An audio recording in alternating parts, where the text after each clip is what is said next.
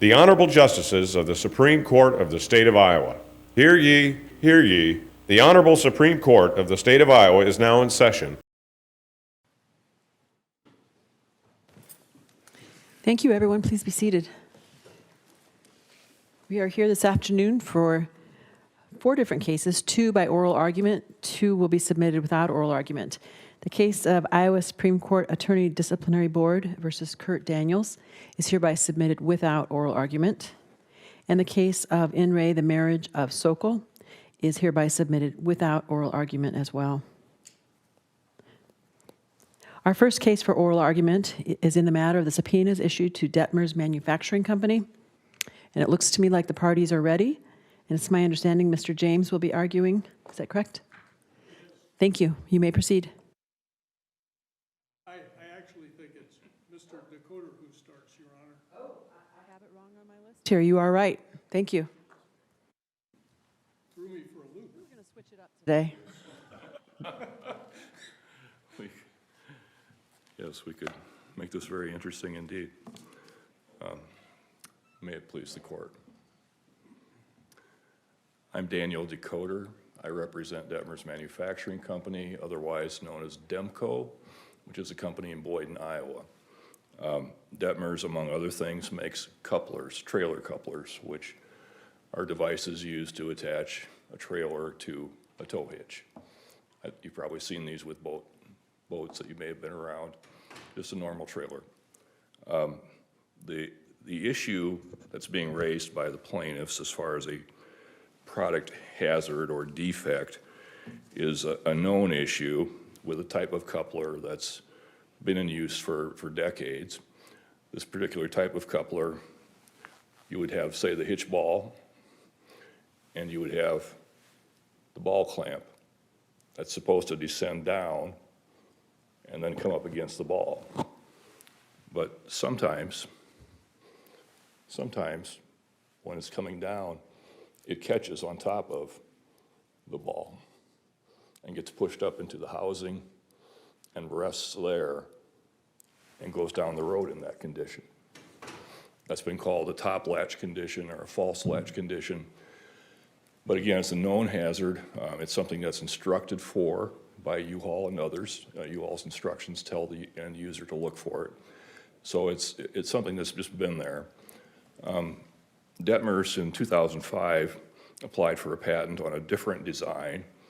This particular design is called the Easy Latch, and the Easy Latch has on its bottom a plate of steel which inhibits the ability of the ball to come up against the ball clamp. So in that design, you won't ever see that top latch condition where the clamp rests on top of the hitch ball. So that's the claim that is being made here is that the old design is unreasonably dangerous and defective because the new design is available in the marketplace. Very, very simple claim, not a hard one to understand. The claimed reason for subpoenaing Dethmers in the trial court was, and just read this, they need to prove the existence of an alternative design, the utility of the design, and knowledge of the design. And the claim was that they had to have this information from Dethmers because it was the only way they had to get it. That's what the trial court found, actually. The problem is the record doesn't support that. The claimed need, the alternative design, was being sold to Penske Truck Leasing in 2009. And the plaintiffs have hired an expert witness who testified against both Penske and Demco in a case in Kentucky. He's well aware of when Penske began using this. If I understand the record correctly, I understand there's some problem with using the discovery from that case, or the expert using the discovery from that other case in the case that's pending in Louisiana now. Do I have that right?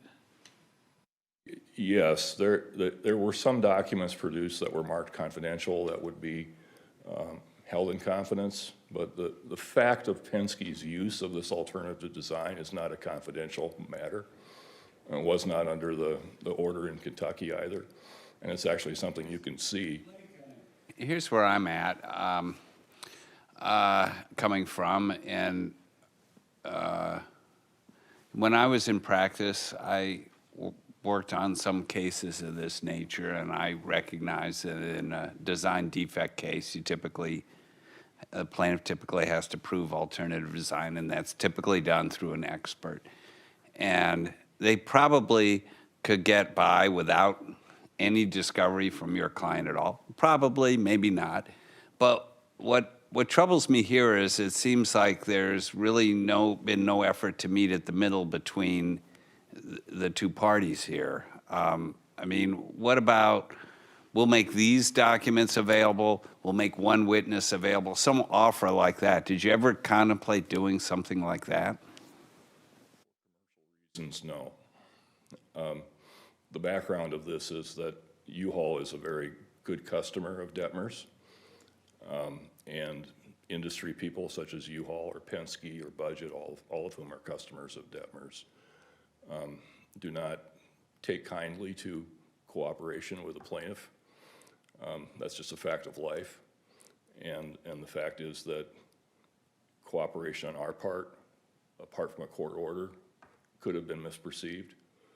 And Be better off if, I mean, so what if we let the district court's order stand? You'd rather have that than some compromise that might, put you through a lot less trouble? Is that what you're saying? that's where we came down, yes, Your Honor. It was a matter of commercial perception. And I think most manufacturers would answer it that way. In March, you asked for a limited remand, and we didn't grant it, but that was because of a change in circumstances, right? And that was because in the district court, everything had been about U-Haul, but now it's about Horizon Global. And so my question is, how do you view that changing our analysis? Do you think a remand is still the appropriate end result for this court? I do, because we have such a sparse record on Horizon Global. We know that they're alleged to be the manufacturer. They're alleged to be the designer. We don't actually know what they are. We have an allegation in a petition, but we don't know what their actual role was. One possibility I raised in the brief is the idea that maybe they did not design this coupler. Maybe it was a custom order by U-Haul where they said, here's our design, please make one. It may be that they're not involved in the design. We just don't know. And I think when you don't have a strong sense of what their role is, I don't know how you allow the discovery. We asked for the remand because of that perception. We needed that to be gotten at. So I tend to think that what we're doing here is a little premature, to be frank about it. I think that the existing order compelling all that discovery from a non-party, from your client, is an abuse of discretion. If we vacate that order, what would be the most limited amount that would give the plaintiff what they legitimately need? What guidance, do we do the order, or do we remand for a do-over in district court with what guidance? it is an abuse of discretion because the rule 1701, which is modeled on 45, says you have to take reasonable steps to avoid an undue burden. And the first step of that is to show a need for the information. And most of what they've asked for, they don't have any need anymore. I have a hard time seeing what it would be. I'm certainly willing to listen. I have limited ability to deal with it because of the commercial issues involved. So, And one of the arguments is that there's a worry that seeking it in discovery in their case, they're not going to get the full disclosure of all that they're entitled to there. And so not knowing what they don't know, they're sort of trying to come to the direct source to make sure that they get all of it. What's your response to that argument? That problem has gone away now because we have no dealings with Horizon Global. So that's one of the things we don't have a record on, you know, but the fact of the matter is that Horizon Global is just only a coupler manufacturer. They would not be someone that we would have sold product to or have interaction with. So that point is moot at this stage. I can understand the point being made as to trying to make sure you've got all the stuff. Yeah, I get that. But the way it was presented to the trial court was U-Haul's withholding things.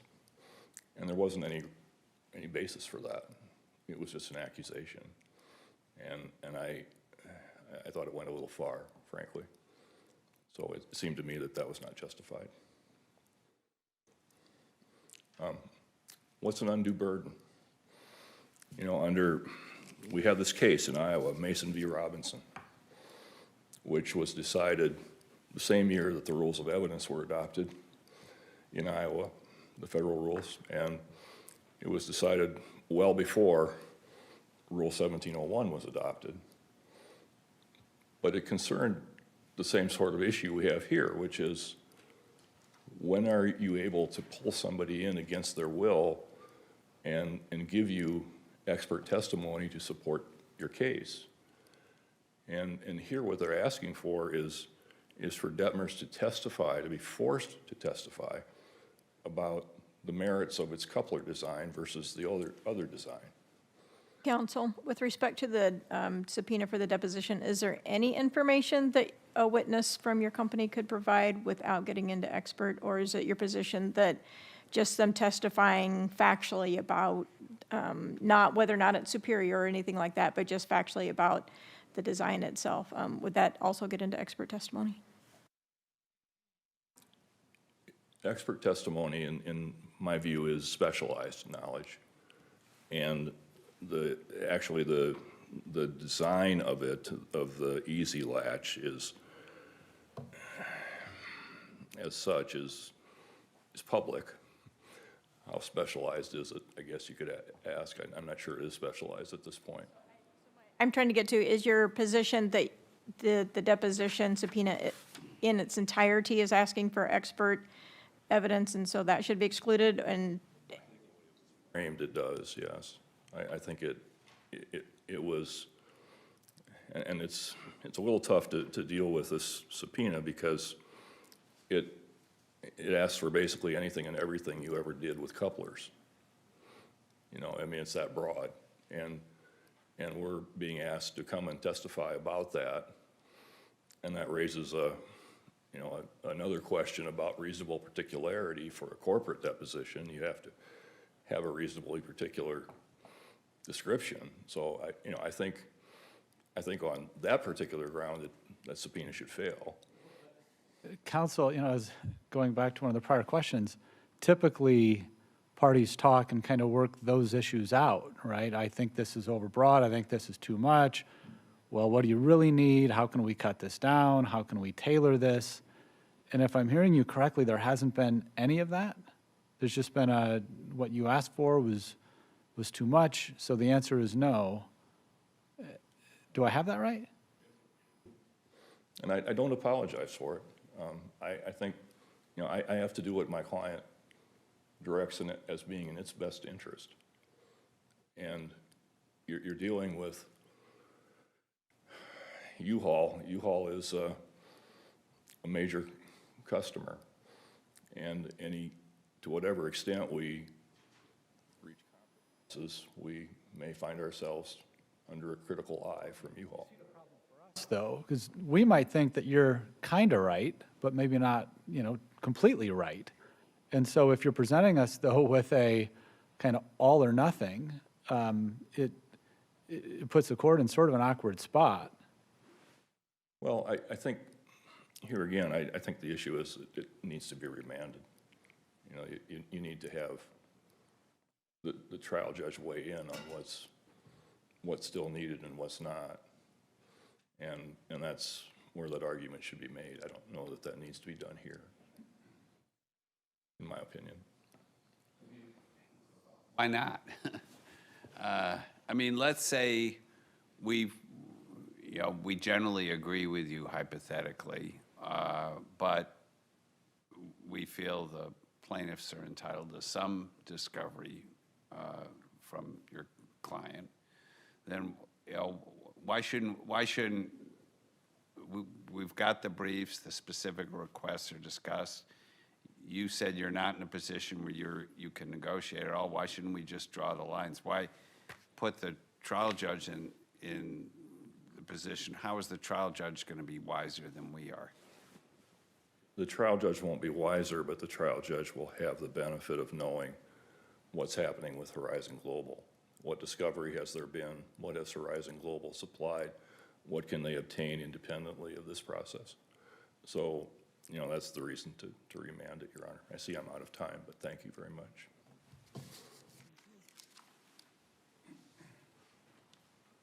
Now, Mr. James. I got different tables. Sooner or later we get here. I'm Fred James. Good afternoon. I represent the Appellees, the Metropolis. I'm here on behalf of Mr. Blanda. This is a fact-intensive discovery issue. Under Louisiana law, the Metropolis are required to prove the existence of an alternative design, the utility of that alternative design, and Horizon's knowledge regarding an alternative design. And the case did originally start its life as Metropolis versus U-Haul and other entities. There's been a resolution against U-Haul. Global Horizon is a remaining defendant.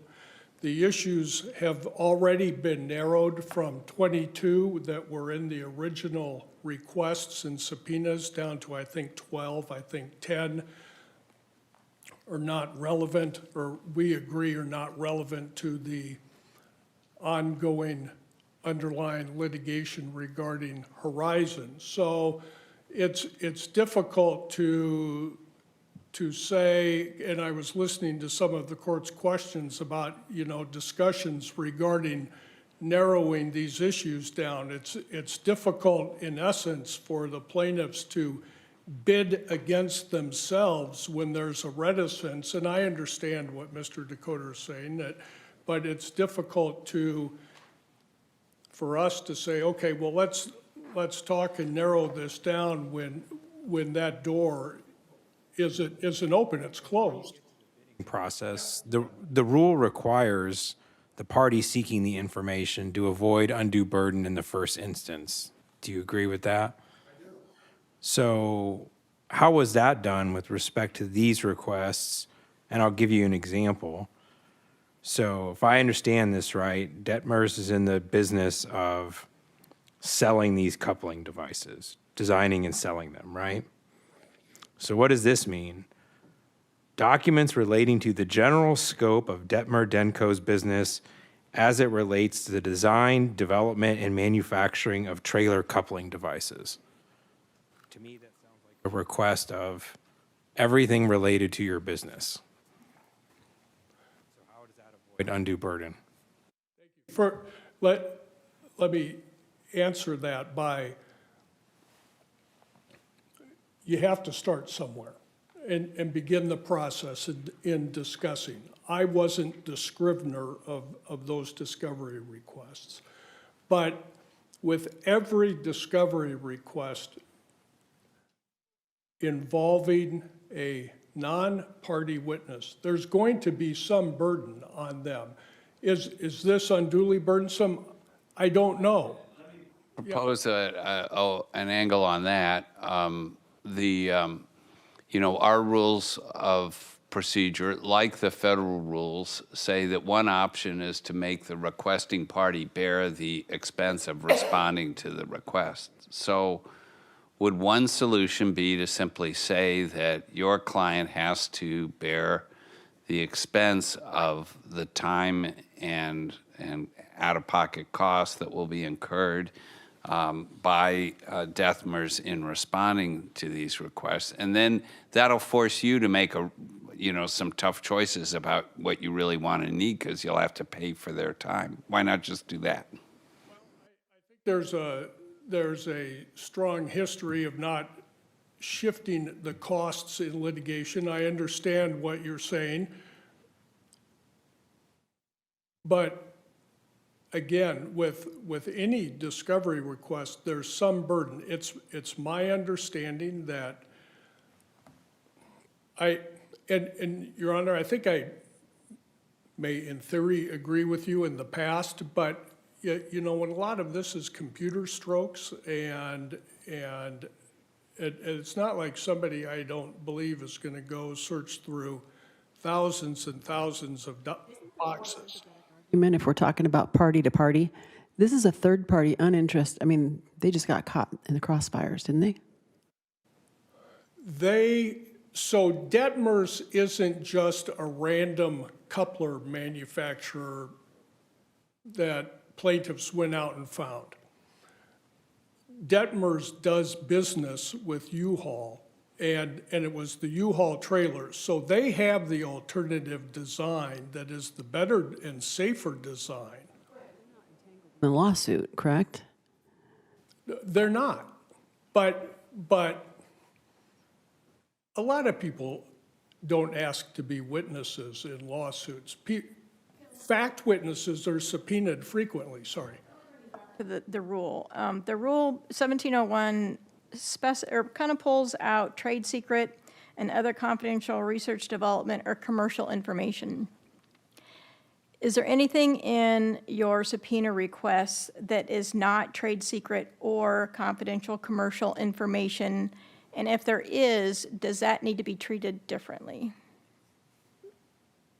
The direct answer to your question is, I don't know if it's trade secret or proprietary, but I do know that my co-counsel had offered to enter into a protective order with Dethmers to address that very issue. The rule doesn't require just a protective order. 1701 says, and I think Dethmers has responded, it is trade secret, and at least a significant part of it is either trade secret or confidential commercial.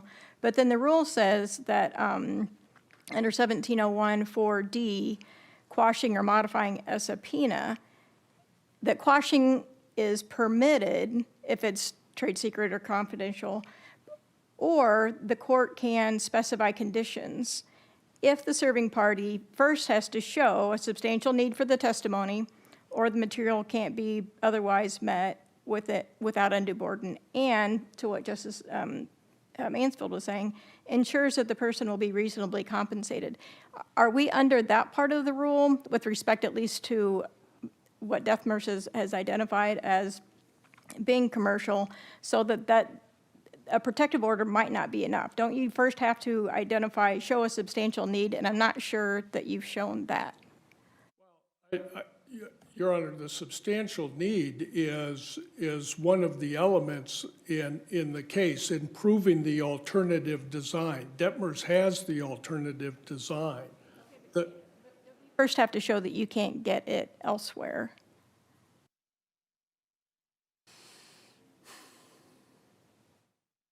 Well, I don't know that we can get it elsewhere.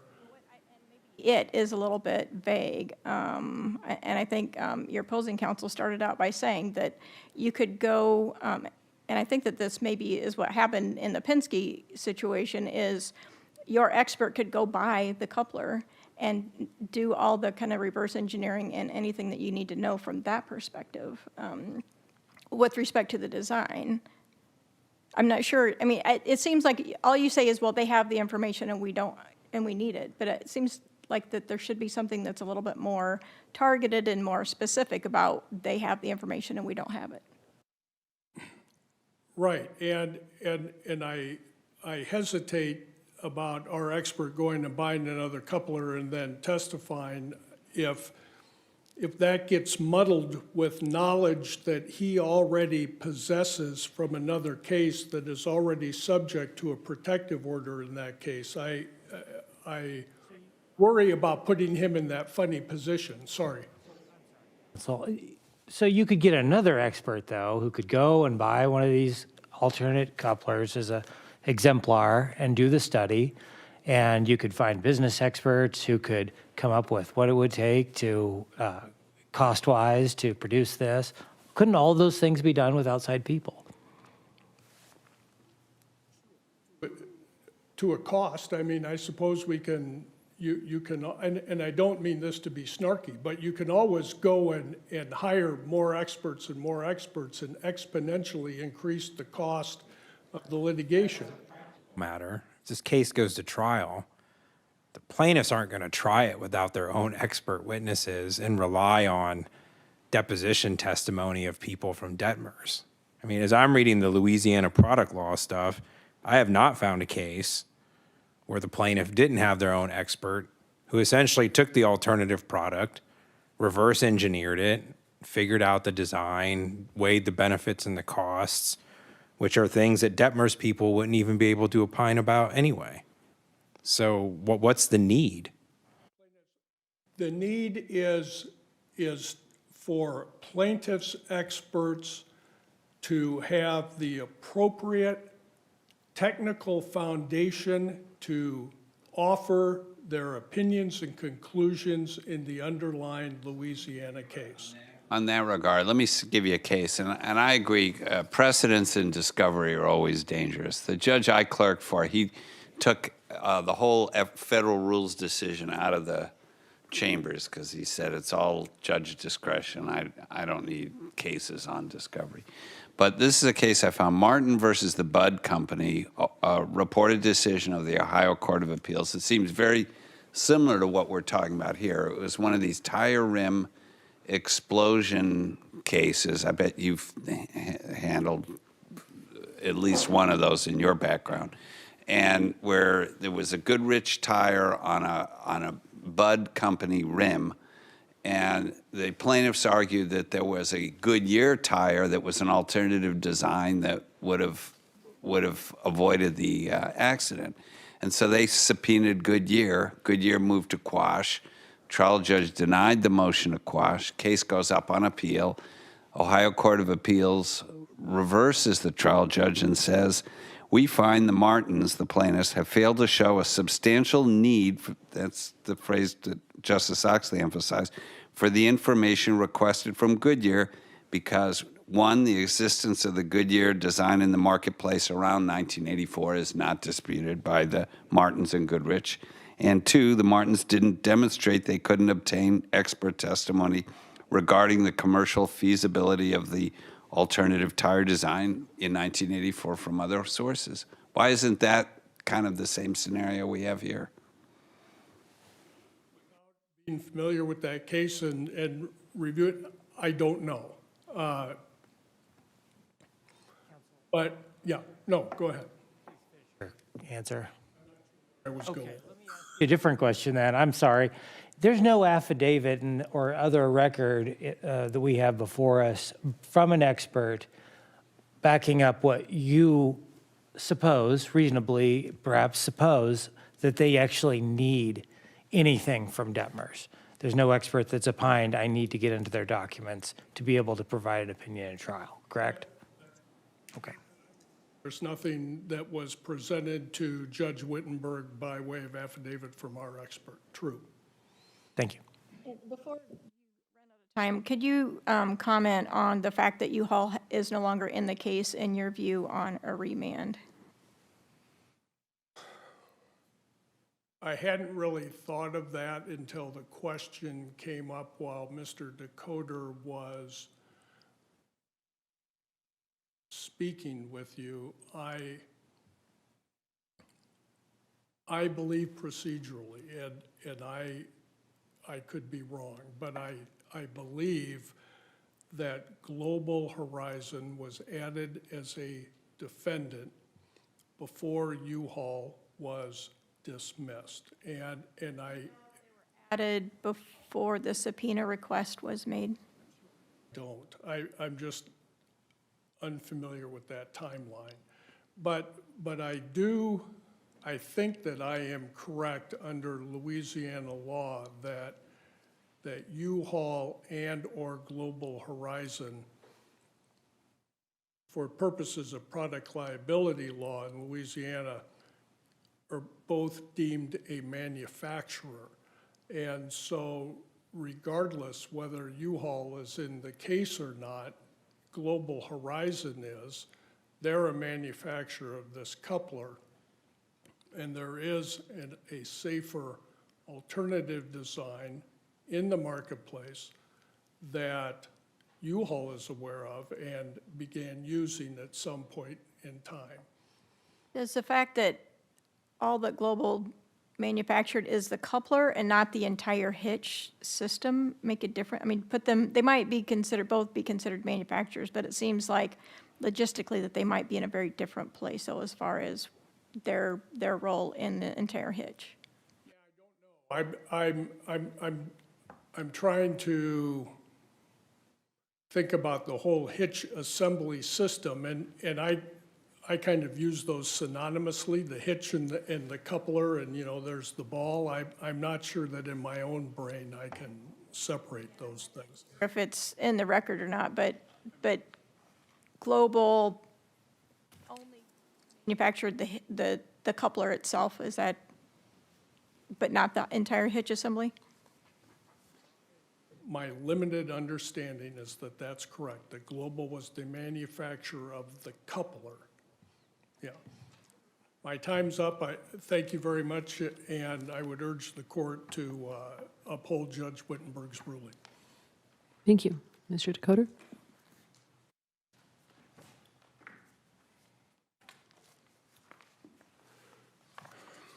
Thank you. Just a couple of points.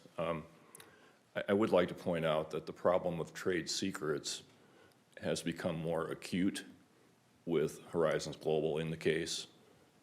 My understanding is that they entered into the case around the same time that plaintiff was settling up with U-Haul. It was sort of a serial thing. But they are, by definition, a competitor of Dethmers if they're selling to U-Haul. Would a protective order that limited who could see the trade secret documents, limited to attorney eyes only or trial expert only, solve that problem? Would go a long way, Your Honor. It's our fear would be, what does Global Horizon learn about our business with U-Haul and the timing of orders and the price points and all those things. It's very sensitive information. And so we need to protect that. Question I asked of your opponent, is there an affidavit from an expert or anything else in the record that shows that an expert couldn't provide testimony needed in this case without the documents that your client has? Affidavit, and actually the Eric Van Eiderstein report from the earlier case, from the Penske case, that is in the record. That's Exhibit N, and it doesn't make any reference to those documents. He did what you would expect an engineer to do. He took an exemplar, stuck it on a trailer, did some testing, measured what happened, opined on it. So yeah, most of these documents have no bearing, frankly. I don't really have much else to say that I haven't already said, I don't believe. If you have other questions, I'll be happy to answer. I think we're done. Thank you very much. The case of subpoenas issued to Dethmers Manufacturing is hereby submitted. We'll have a brief pause here while the next attorneys get ready for the McNeil versus Wapello County case.